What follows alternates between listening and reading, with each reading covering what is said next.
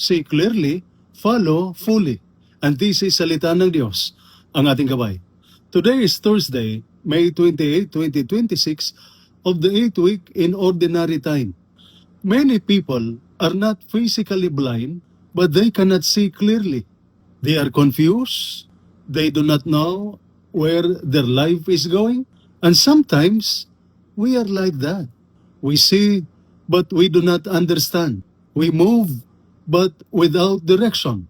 That is why today's scriptural readings are important. God wants to open not only our eyes, but also our hearts. First, God wants us to see that we are chosen, so we must live differently.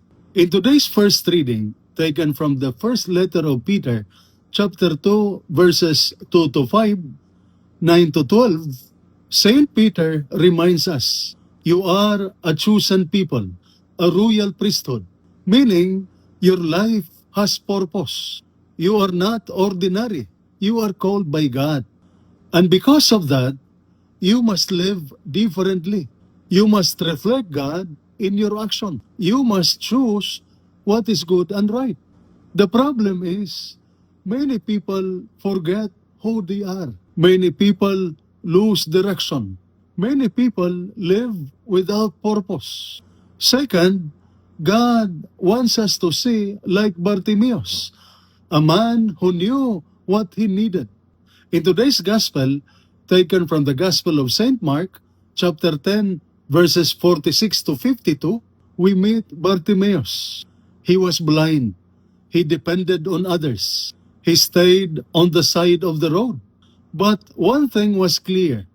He knew he needed Jesus. So he cried out, Jesus, Son of David, have mercy on me. People tried to silence him, but he shouted louder. And when Jesus called him, he stood up. He left everything. He went to Jesus. Jesus asked, what do you want me to do for you? And Bartimaeus answered simply, Lord, I want to see. Immediately, he received his sight and he followed Jesus. So, know who you are. Recognize your need. Go to Jesus and follow him fully.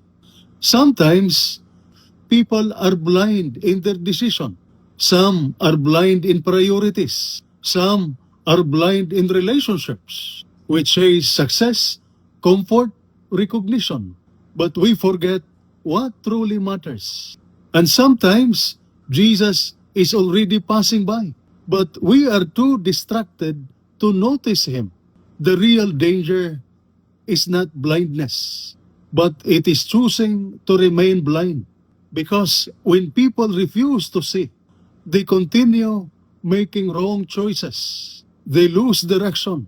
They miss God's presence. And so, like Bartimaeus, admit your need. Call on Jesus with faith. Do not let others silence you.